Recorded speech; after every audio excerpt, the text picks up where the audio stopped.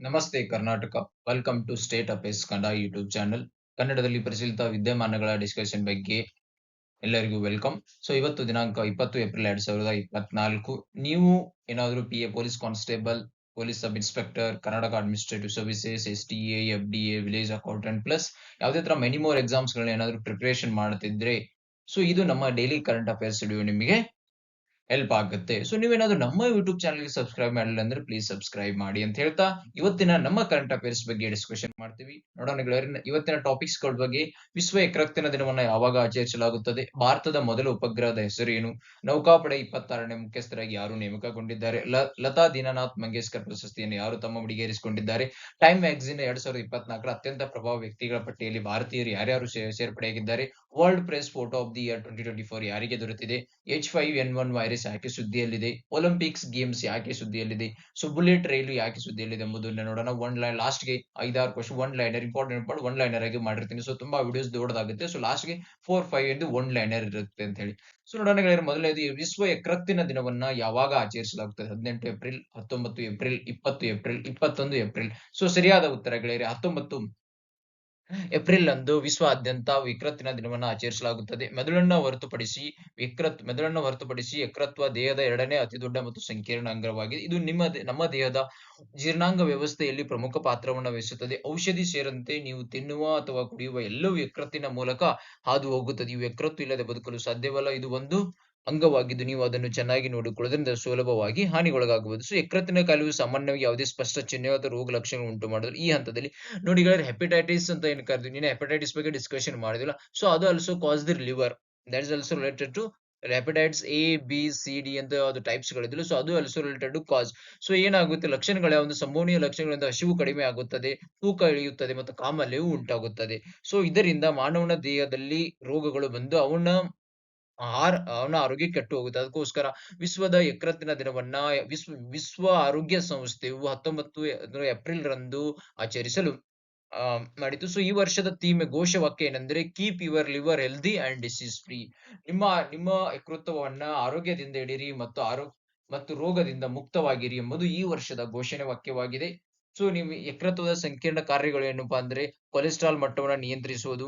ಏನೇನ್ ಮಾಡಬೇಕು ಕೊಟ್ಟಿದ್ದಾರೆ, ಡೂಸ್ ಅಂಡ್ ಡೋಂಟ್ಸ್ ಕೊಟ್ಟಿದ್ದಾರೆ. Not required.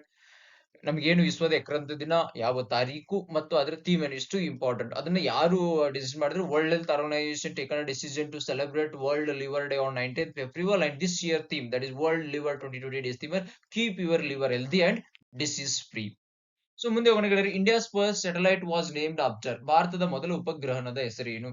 ವರಹಾಮಿಹಿರ, ರಾಮಾನುಜನ್, ಭಾಸ್ಕರ್, ಆರ್ಯಭಟ್. ಇದು SSC GD ಯಲ್ಲಿ ಕಳೆದಿರ್ತಕ್ಕಂತಹ ಪ್ರಶ್ನೆ. ನೋಡೋಣ ಗೆಳೆಯರೆ, ನಿಮ್ಮ ನ್ಯೂಸ್ ಪೇಪರ್ ಅಲ್ಲಿ ಭಾರತದ ಬಾಹ್ಯಾಕಾಶ ಸಾಧನೆಗಳಿಗೆ ಮುನ್ನುಡಿ ಬರೆದ ದಿನ ಅಂತ ಆರ್ಟಿಕಲ್ ನ್ಯೂಸ್ ಆಯ್ತು. ಇದರಲ್ಲಿ ಆರ್ಯಭಟ್ಟದ ಮೆನ್ಷನ್ ಇತ್ತು. ನಮ್ಮ ಭಾರತದ ಮೊದಲ ಉಪಗ್ರಹ ಆರ್ಯಭಟ್ಟ. Option D. ನೋಡೋಣ ಗೆಳೆಯರೆ, ಸ್ವತಂತ್ರ ಭಾರತದ ಬಾಹ್ಯಾಕಾಶ ಶೋಧನೆ ಆರಂಭಗೊಂಡಿದ್ದು 1950ರ ಆಸುಪಾಸಿನಲ್ಲಿ Tata institute of fundamental research ಏನಿತ್ತು.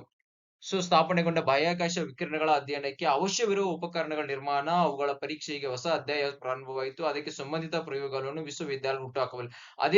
ಅದೇ ವೇಳೆಗೆ ಅಂದರೆ 1957ರಲ್ಲಿ ಸೋವಿಯತ್ ರಷ್ಯಾ ಏನ್ ಮಾಡಿದ್ರು, ಸ್ಪುಟ್ನಿಕ್ ಉಪಗ್ರಹವನ್ನ ತಾರೆಗೆ ಹಾರಿ ಬಿಟ್ಟಾಗ ಭೂಮಿಯನ್ನ ಸುತ್ತು ಹಾಕುವ ಮಾನವ ನಿರ್ಮಿತ ನೌಕೆಯ ಬಗ್ಗೆ ಇಡೀ ಜಗತ್ತೇ ನಿಬ್ಬೆರಗಾಯಿತು. ನಮ್ಮಲ್ಲೂ ಬಾಹ್ಯಾಕಾಶ ತಂತ್ರಜ್ಞಾನ ಕುರಿತು ಆಸಕ್ತಿ ಅಧಿಕಗೊಂಡಿರಬೇಕೆಂದು ತಂತ್ರಜ್ಞಾನದ ಮುನ್ನಡೆಗೆ ಒತ್ತಾಯ ನೀಡಿದ ಇಂದಿನ ಪ್ರಧಾನಮಂತ್ರಿ ಜವಾಹರ್ಲಾಲ್ ನೆಹರು ಅವರು ವಿಜ್ಞಾನಿ ಅಂದ್ರೆ ನಾವೇನಿದು department father of the Indian space ಅಂತ ಏನು ಕರೆದಿದ್ದು ಸಾರಾಭಾಯಿ ವಿಕ್ರಮ್ ಅವರ ನೇತೃತ್ವದಲ್ಲಿ ಭಾರತೀಯ ಅಂತರಿಕ್ಷ ಸಂಶೋಧನಾ ಸಂಸ್ಥೆಯು ಇಸ್ರೋ ಜನ್ಮ ತಾಳಿತು. ಭಾರತದಲ್ಲಿ ಅಂತರಿಕ್ಷ ವಿಜ್ಞಾನ ಹಾಗಾದ್ರೆ father of the Indian atomic research ಯಾರುಗಳೇ? ಅವರೇ ಹೋಮಿ ಬಾಬಾ ಅವರು father of the Indian atomic research. ISRO ವಿಕ್ರಮದಿಂದ ಅದನ್ನ ಆರ್ಯಭಟ್ಟವನ್ನು ಕಂಡಿದ್ದಾರೆ. ಆರ್ಯಭಟ್ಟ ಇದು 40 ವರ್ಷಗಳ ಹಿಂದೆ ಏಪ್ರಿಲ್ 1975ರ ಭಾರತದ ಮೊದಲ ಉಪಗ್ರಹ ಆರ್ಯಭಟ್ಟವನ್ನ ಉಡಾಯಿಸಲಾಯಿತು. ಆರ್ಯಭಟ್ಟ 5ನೇ ಶತಮಾನದ ಭಾರತೀಯ ಖಗೋಳ ವಿಜ್ಞಾನಿ ಮತ್ತು ಗಣಿತ ತಜ್ಞರಿಂದ ಹೆಸರಿಡಲಾಗಿತ್ತು. ಇವರು ಆರ್ಯಭಟ್ಟ ಯಾಕೆ ಇಡಲಾಗಿತ್ತು? ಅವರು ಇದು ನೋಡಿ, is not launched in India. ಭಾರತದಲ್ಲಿ ಇದನ್ನ ಉಡಾವಣೆ ಮಾಡಿಲ್ಲ. ಎಲ್ಲಿ ಮಾಡಿದ್ದಾರೆ ಅಂದ್ರೆ ಇದು 300 kg ಹೊಂದಿರೋದು. ಅದು ಆರ್ಯವಿದ್ದು ಸೋವಿಯತ್ ರಷ್ಯಾದ ನೆಲದಿಂದ ಹಾಗೂ ರಷ್ಯಾದ ರಾಕೆಟ್ ಮೇಲೆ ಹೊತ್ತು ಇದರ ಯಕ್ಷರ ತಾರೆಗಳ ಉಪಗ್ರಹದ ಮೇಲೆ ಆಗಿತ್ತು. ಇದು ಅಲ್ಲಿನಿಂದ ಹಿಡಿದು ಆರ್ಯಭಟ್ಟ ಹಿಡಿದು ಚಂದ್ರಯಾನ 2 ಮತ್ತು ಚಂದ್ರಯಾನ 3 ವರೆಗೆ ಭಾರತವು ತನ್ನ ಸುದೀರ್ಘ ಹಾದಿಯನ್ನ ಸ್ಪೇಸ್ ಡಿಪಾರ್ಟ್ಮೆಂಟ್ ಅಲ್ಲಿ ಭಾರತ ಸುದೀರ್ಘ ಹಾದಿಯನ್ನ ದಾಟಿ ಬಂದಿದೆ. ಸೊ ಪುರಾಣಗಳಿದ್ರೆ ಯಾವ ಯಾವ ಭಾರತದ ಒಂದು ಹಿಸ್ಟಾರಿಕಲ್ ಮೂಮೆಂಟ್ಸ್ ಗಳು ಅಂದ್ರೆ, ಸೊ ಚಂದ್ರಯಾನ ಮಿಷನ್ ಗಳು ನೋಡೋಕೆ ಚಂದ್ರಯಾನ್ 1 22 ಅಕ್ಟೋಬರ್ 2008ರಲ್ಲಿ ಸ್ಟಾರ್ಟ್ ಮಾಡಿದ್ರು. ಹಾಗಾದ್ರೆ ಇದನ್ನ ಉಡಾವಣೆ ಮಾಡಿ 28 ಆಗಸ್ಟ್ 2009ರಲ್ಲಿ Chandrayaan 1 India's first Chandrayaan mission ಆಗಿತ್ತು. So it was launched by the Indian space research organisation. So ISRO ಯಾವಾಗ ಲಾಂಚ್ ಮಾಡಿದ್ರು 22 ಅಕ್ಟೋಬರ್ 2008ರಂದು ಇದನ್ನ ಉಡಾವಣೆ ಮಾಡಿ ಇಸ್ರೋ ಆಗಸ್ಟ್ 2009ರವರೆಗೆ ಇದು ಆಪರೇಷನ್ ಇತ್ತು. ದಿಸ್ ಮಿಷನ್ ಇನ್ಕ್ಲೂಡ್ ಏನಾಯ್ತು lunar orbiter and ಇಂಪ್ಯಾಕ್ಟರ್.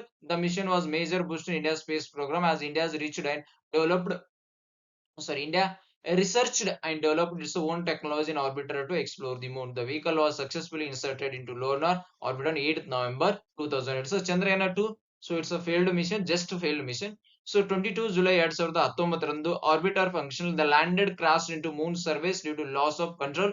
So Chandrayaan 3 14 July 2019ರಂದು ಉಡಾವಣೆ ಮಾಡಲಾಗಿದೆ. ಇದು ಚಂದ್ರನ ಮೇಲೆ orbiter excited lunar space 2 of influence. 10 November 2023 Chandrayaan 3 was launched from the Satish Dhawan space centre Sriharikota. 14 July 2003ರಿಂದ ಇದನ್ನ ಉಡಾವಣೆ ಮಾಡಲಾಯಿತು.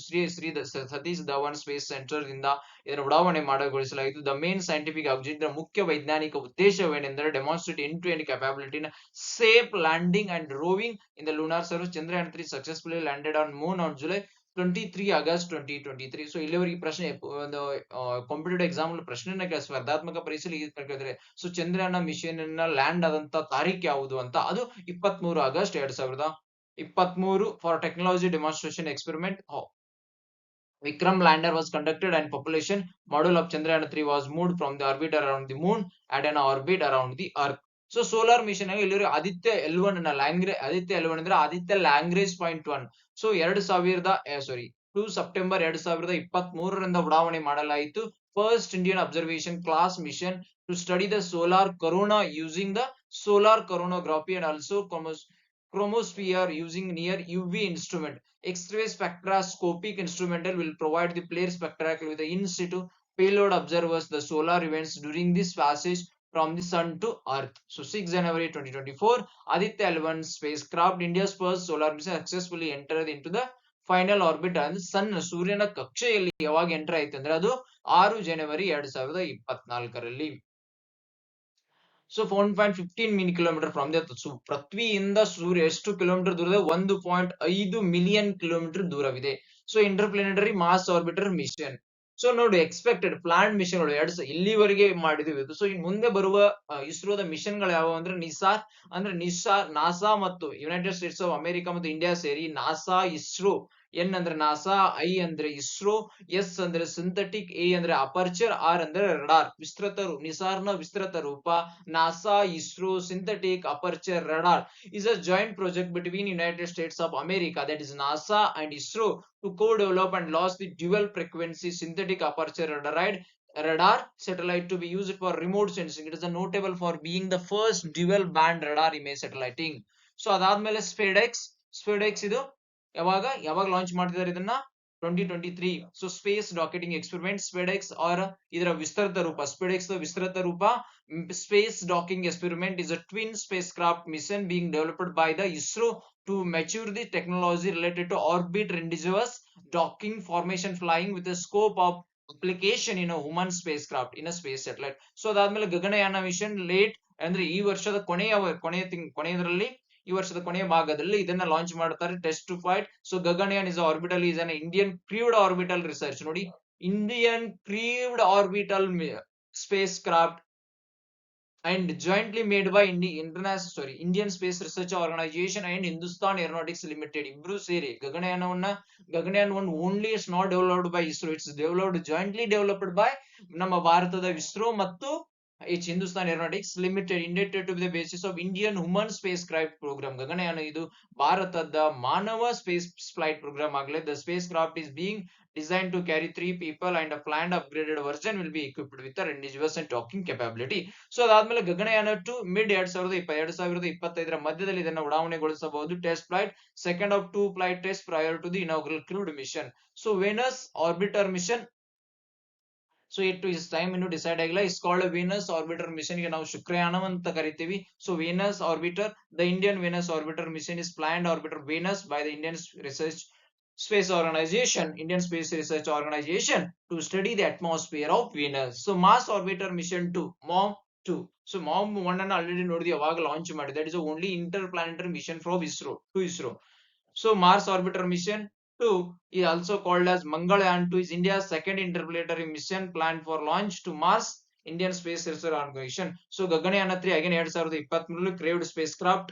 So Lunar Polar Exploration Mission 2026 is Lunar lander rover Chandrayaan 4 ಇನ್ನು ಟೈಮ್ ಡಿಸಿಷನ್ ಆಗಿಲ್ಲ. So lunar lander. ಸೊ ಭಾರತೀಯ ಅಂತರಿಕ್ಷ ನಿಲ್ದಾಣ, ನಿನ್ನೆ ಪೇಪರ್ ಅಲ್ಲಿ ನೋಡಿದೆ ನಾವು, ಭಾರತೀಯ ಅಂತರಿಕ್ಷ ನಿಲ್ದಾಣವು 2028ರಿಂದ 2030 ನಿರ್ಮಾಣಗೊಳ್ಳಲಿದೆ ಎಂದು ನಿನ್ನೆ ಸತೀಶ್ ಧವನ್ ನಮ್ಮ ಇಸ್ರೋ ಚೀಫ್ ಅವರು ಹೇಳಿದ್ದಾರೆ. So AstroSat 2 time is yesterday space telescope. ಇದು ನಮ್ಮ ಒಂದು ಫ್ಯೂಚರ್ ಇಸ್ರೋದ ಮಿಷನ್ ಗಳಾಗಲಿದೆ. ನಾವು ಹಿಂದುಗಳು ನಡೆದಂತ ನೋಡಿದ್ವಿ, ಯಾವ ತರ ಇಸ್ರೋ ನಡೆದು ಬಂದಿತ್ತು, ಹಿಸ್ಟಾರಿಕಲ್ ಅಚೀವ್ಮೆಂಟ್ ಗಳನ್ನು ನೋಡಿದೀವಿ.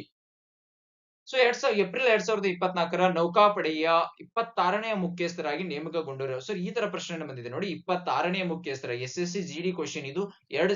ಏಪ್ರಿಲ್ 2020 ನೌಕಾಪಡೆ 24ನೇ ಮುಖ್ಯಸ್ಥರಾಗಿ ನೇಮಕಗೊಂಡರು ಯಾರೆಂಬ ಪ್ರಶ್ನೆನ SSC GD ಅಲ್ಲಿ ಕೇಳಲಾಗಿತ್ತು. ಸೊ ನಾನು ಅದಕ್ಕೆ ಏನ್ ಮಾಡಿದೆ, ಸೊ ಏಪ್ರಿಲ್ 24ರಲ್ಲಿ ನೌಕಾಪಡೆ 26ನೇ ಮುಖ್ಯಸ್ಥರಾಗಿ ನೇಮಕಗೊಂಡವರು ಯಾರು, ಅವರೇ ಸರಿಯಾದ ಉತ್ತರಗಳಿವೆ. ಅಡ್ಮಿರಲ್ ದಿನೇಶ್ ತ್ರಿಪಾಠಿ ಅವರು ನಮ್ಮ ಇಂಡಿಯನ್ ನೇವಿಯ 26ನೇಯ ಮುಖ್ಯಸ್ಥರಾಗಿ ನೇಮಕಗೊಂಡಿದ್ದಾರೆ.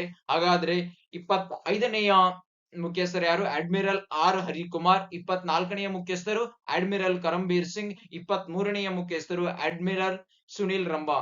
23ನೇಯ ಸುನಿಲ್ ಲಂಬಾ, 24ನೇಯ ಕರಂಬೀರ್ ಸಿಂಗ್, 25ನೇ ಆರ್ ಹರಿಕುಮಾರ್, ಅಡ್ಮಿರಲ್ ದಿನೇಶ್ ತ್ರಿಪಾಠಿ. ನಿನ್ನೆ ಪ್ರಜಾವಾಣಿಯಲ್ಲಿ ನ್ಯೂಸ್ ಪೇಪರ್ ಅಪೇರ್ ಆಗಿತ್ತು. ಸೊ ನೌಕಾಪಡೆಯ ನೂತನ ಮುಖ್ಯಸ್ಥರಾಗಿ ದೀನಾ ಕುಮಾರ್ ತ್ರಿಪಾಠಿ. ಹಾಗಾದ್ರೆ ಇಂಡಿಯನ್ ನೇವಿಯನ್ನ ಯಾವಾಗ ಸ್ಥಾಪನೆ ಮಾಡಲಾಯಿತು, 26 ಜನವರಿ 1950ರಲ್ಲಿ ಸ್ಥಾಪನೆ ಮಾಡಲಾಯಿತು. Country navy. So commander in chief ಯಾರು, ನಮ್ಮ ಭಾರತದ ರಾಷ್ಟ್ರಾಧ್ಯಕ್ಷರು ದ್ರೌಪದಿ ಮುರ್ಮು ಅವರು. ಚೀಫ್ ಆಫ್ ಡಿಫೆನ್ಸ್ ಸ್ಟಾಫ್ ಯಾರು, ಜನರಲ್ ಅನಿಲ್ ಚೌಹಾಣ್.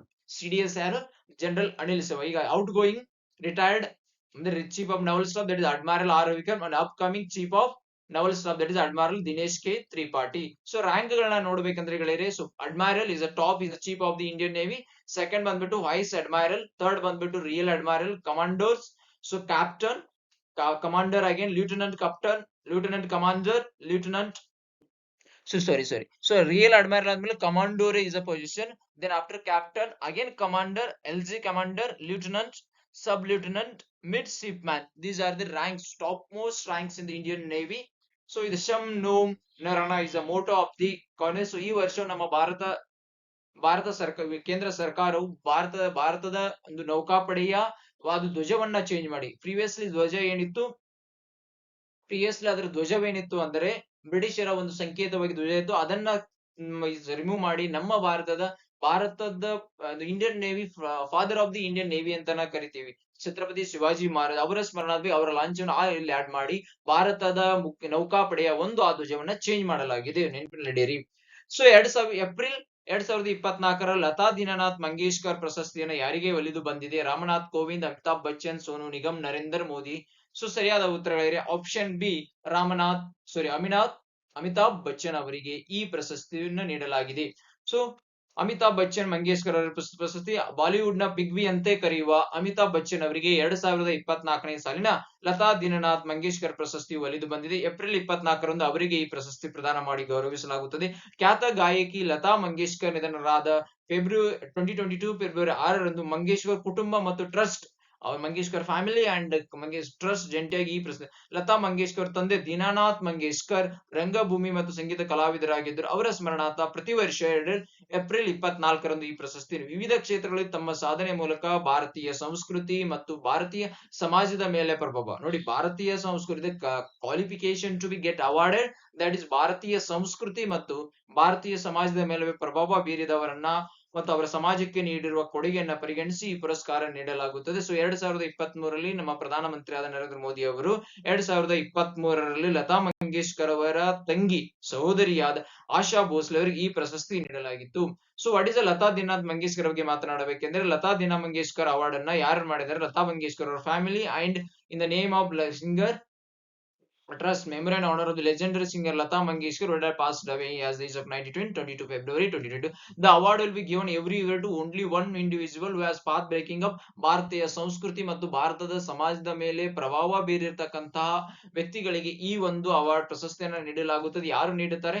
ಮಾಸ್ಟರ್ ದೀನನಾಥ್ ಮಂಗೇಶ್ಕರ್ ಸ್ಮೃತಿ ಪ್ರತಿಷ್ಠಾನ ಚಾರಿಟೇಬಲ್ ಟ್ರಸ್ಟ್. ಮಾಸ್ಟರ್ ದೀನನಾಥ್ ಮಂಗೇಶ್ಕರ್ ಸ್ಮೃತಿ. ಸೊ ಹಾಗಾದ್ರೆ 2022 ನರೇಂದ್ರ ಮೋದಿಜಿ ಅವರಿಗೆ, 2023 ಲತಾ ಮಂಗೇಶ್ಕರ್ ಅವರಿಗೆ ಈ ಪ್ರಶಸ್ತಿಯನ್ನು ನೀಡಲಾಗಿತ್ತು. ಲತಾ ಮಂಗೇಶ್ಕರ್ ಅವರಿಗೆ ನಾವು ಅವರ ಒಂದು ಬಯೋಗ್ರಫಿ ನೋಡ್ರೆ ಅವ್ರ ನೈಟಿಂಗೇಲ್ ಆಫ್ ಇಂಡಿಯಾ ಅಂತ ಕರೆದು ಗಾನ ಕೋಗಿಲೆ ಅಂತ ಕರಿತೀವಿ. ಸೊ ಅವ್ರಿಗೆ ಇನ್ನೊಬ್ಬರಿಗೆ ಯಾರಿಗೆ ನಾವು ಗಾನ ಕೋಗಿಲೆ ಅಂತ ಕರಿತೀವಿ ಅಂತ ಕಮೆಂಟ್ ಸೆಕ್ಷನ್ ಅಲ್ಲಿ ಕಮೆಂಟ್ ಮಾಡಿ ಗೆಳೆಯರು. ಸೊ ಇನ್ನು 1974ರಲ್ಲಿ ಅವರು ಭಾರತೀಯರು ಪ್ರಥಮ ಭಾರತೀಯರಾದ್ರು. ಯಾರಿಂದ? ರಾಯಲ್ ಆಲ್ಬರ್ಟ್ ಹಾಲ್ ಇಂದ ರಾಯಲ್ ಆಲ್ಬರ್ಟ್ ಹಾಲ್ ಅಲ್ಲಿ ಪ್ರಪ್ರಥಮವಾಗಿ ತಮ್ಮ ಒಂದು ಸಂಗೀತ ಗಾಯನವನ್ನು ನಡೆಸಿಕೊಡುವುದು 19ರ ಪ್ರಥಮ ಭಾರತೀಯರಾದ್ರು. ಅವರಿಗೆ 3 ನ್ಯಾಷನಲ್ ಫಿಲ್ಮ್ ಫೇರ್ ಅವಾರ್ಡ್ಗಳು, 15 ಫಿಲ್ಮ್ ಜರ್ನಲಿಸ್ಟ್ ಅವಾರ್ಡ್ಗಳು, associate award, 4 Filmfare best film playback ಅವಾರ್ಡ್ಗಳು, ಫಿಲ್ಮ್ ಫೇರ್ ಸ್ಪೆಷಲ್ ಅವಾರ್ಡ್ಗಳು, Filmfare lifetime achievement award, many more. Lata Mangeshkar ಅವರಿಗೆ 1973ರಲ್ಲಿ ದಾದಾ ಸಾಹೇಬ್ ಫಾಲ್ಕೆ ಅವಾರ್ಡ್ ನೀಡಿ ಗೌರವಿಸಲಾಯಿತು. ಅವರಿಗೆ 2001ರಲ್ಲಿ ಭಾರತದ ಅತ್ಯುನ್ನತ ನಾಗರಿಕ ಪ್ರಶಸ್ತಿ ಭಾರತ ರತ್ನವನ್ನ ನೀಡಿ ಗೌರವಿಸಲಾಯಿತು. ಹಾಗೆ ಫ್ರಾನ್ಸ್ ಸರ್ಕಾರವು ಅವರಿಗೆ ಫ್ರಾನ್ಸ್ ಸರ್ಕಾರದ ಅತ್ಯುನ್ನತ ನಾಗರಿಕ ಪ್ರಶಸ್ತಿಯಾದ officer of the legion of honour 2007ರಲ್ಲಿ ನೀಡಿ ಗೌರವಿಸಿದರು. ಅಲಾಂಗ್ ದಿಸ್ ಲತಾ ಮಂಗೇಶ್ಕರ್ ಅವರು ಮಾಡಿದ most record artist in the history of Indian music in the Guinness record of 1970. The Indian government honoured with the daughter of the nation award on her 19th birthday 19 September 2000. So ಭಾರತ ಸರ್ಕಾರ ಅವರಿಗೆ nation so ರಾಷ್ಟ್ರ ಮಗಳು ಅಥವಾ nation ರಾಷ್ಟ್ರೀಯ ಮಗಳು ಪ್ರಶಸ್ತಿಯನ್ನ ನೀಡಿ ಅವರಿಗೆ ಪ್ರಶಸ್ತಿಯನ್ನ ನೀಡಿ ಗೌರವಿಸಲಾಯಿತು. ಸೊ ಟೈಮ್ ಮ್ಯಾಗಜಿನ್ ನ 2024ರ 100 ಅತ್ಯಂತ ಪ್ರಭಾವಿ ವ್ಯಕ್ತಿಗಳ ಪಟ್ಟಿಯಲ್ಲಿ ಭಾರತೀಯರು ಯಾರು ಸ್ಥಾನವನ್ನ ಪಡೆದಿದ್ದಾರೆ ಎಂಬುದು. ಸೊ ಸಾಕ್ಷಿ ಮಲಿಕ್, ಗೌತಮ್ ಅದಾನಿ, ಖುರ್ರಂ ಪರ್ವೇಶ್, ಶಾ ಫೈಸಲ್. ಸರಿಯಾದ ಉತ್ತರ option A, that is Sakshi Malik. So ನೋಡಿ, ಟೈಮ್ ನ ಟಾಪ್ 100 ಪ್ರಭಾವಿ ಪಟ್ಟಿಗಳಲ್ಲಿ ಅಲಿಯಾ ಭಟ್, ದೇವ್ ಪಟೇಲ್, ಸಾಕ್ಷಾ ಮಲಿಕ್ ಅವರು. ಗಂಗೂಬಾಯಿ ಕಾಟಿವಡಿಯ ನಟಿ ಅಲಿಯಾ ಭಟ್ ಅವರಿಗೆ ಟೈಮ್ ಮ್ಯಾಗಜಿನ್ ನ 2024ರ 100ರ ಅತ್ಯಂತ ಪ್ರಭಾವಿ ವ್ಯಕ್ತಿಗಳ ಪಟ್ಟಿಯಲ್ಲಿ ಸ್ಥಾನವನ್ನ ಪಡೆದಿದ್ದಾರೆ.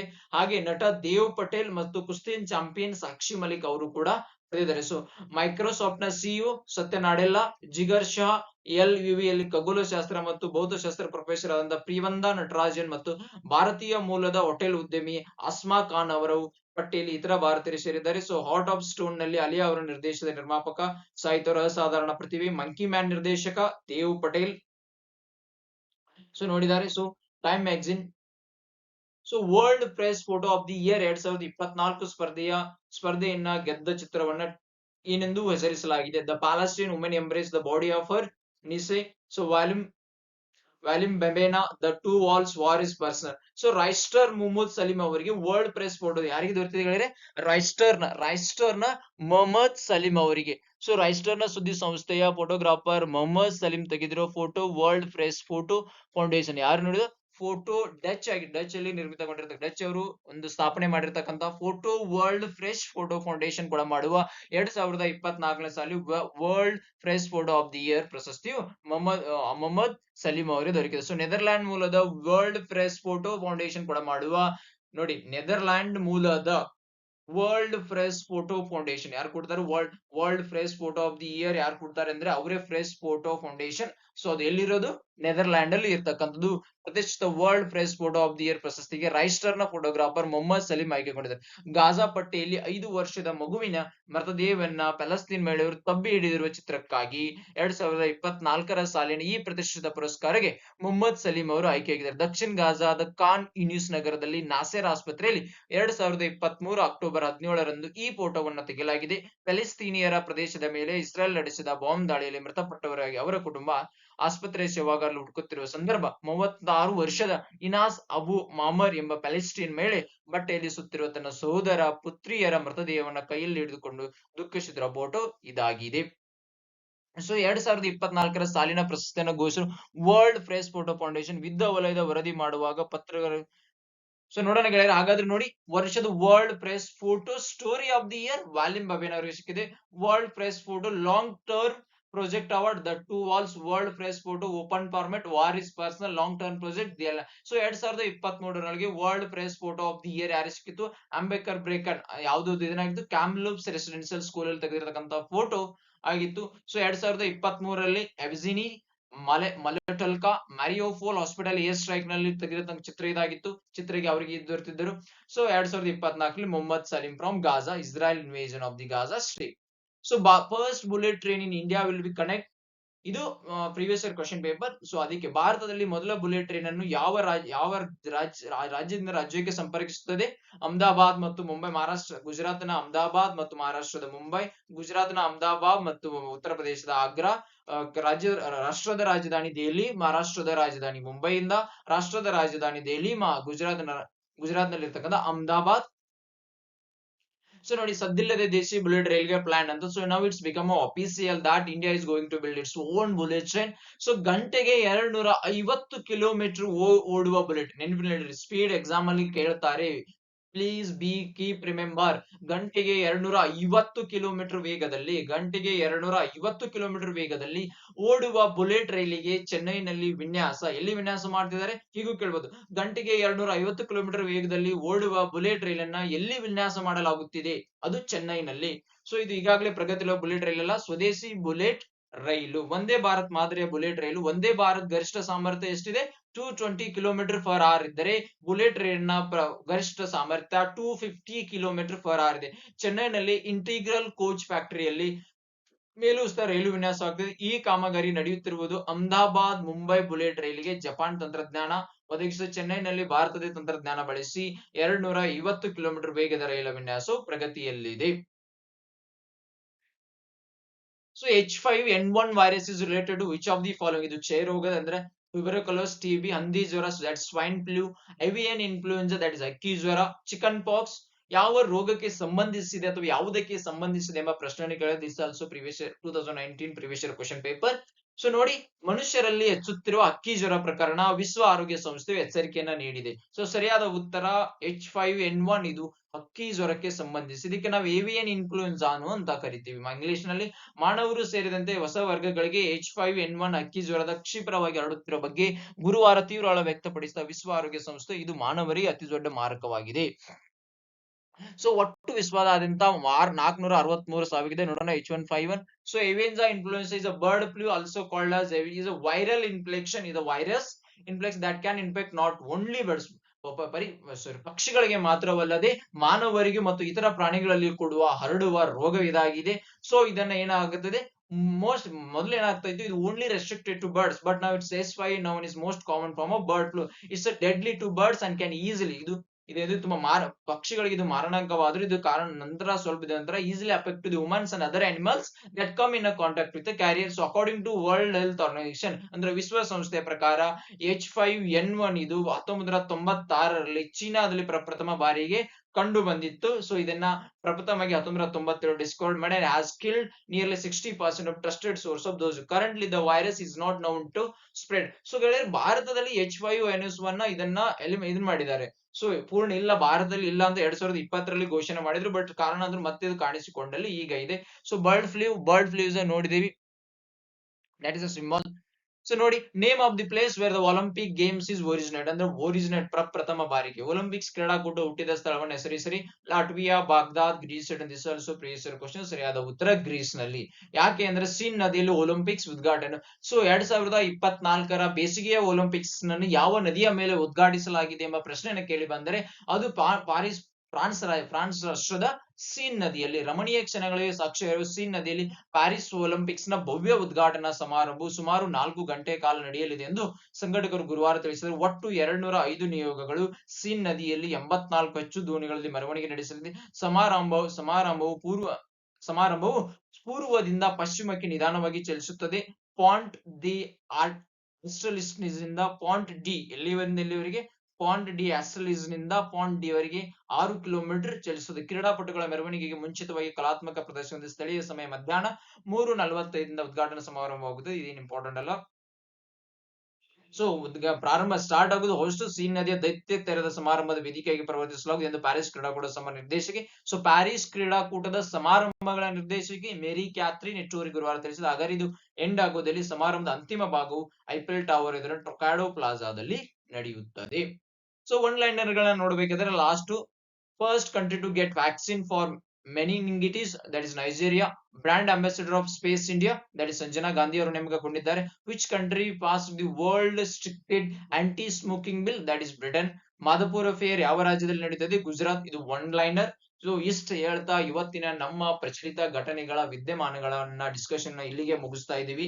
ಸೊ ನೀವೇನಾದ್ರೂ ನಮ್ಮ ಯೂಟ್ಯೂಬ್ ಚಾನಲ್ಗೆ ಸಬ್ಸ್ಕ್ರೈಬ್ ಮಾಡಿರಲಿಲ್ಲ ಅಂದ್ರೆ ಸಬ್ಸ್ಕ್ರೈಬ್ ಮಾಡಿ, ಶೇರ್, ಕಮೆಂಟ್, ಲೈಕ್ ಮಾಡೋದನ್ನ ಮರಿಬೇಡಿ. ಹಾಗೆ ಬೆಲ್ ಐಕಾನ್ ಮೇಲೆ ಕ್ಲಿಕ್ ಮಾಡೋದನ್ನ ಮರಿಬೇಡಿ. ಸೊ ಡೈಲಿ ನಾವು ವಿಡಿಯೋ ಅಪ್ಲೋಡ್ ಮಾಡಿದಾಗ ನಿಮಗೆ ಬಂದೇ ತಲುಪುತ್ತೆ. ಹಾಗೆ ನಿಮ್ಮ ಅಭ್ಯಾಸ ಕಡೆ ನೀವು ಗಮನವನ್ನ ಕೊಡಿರಿ. Stay motivated and stay blessed. Thank you. ಧನ್ಯವಾದಗಳು. ಜೈ ಹಿಂದ್, ಜೈ ಕರ್ನಾಟಕ ಮಾತೆ.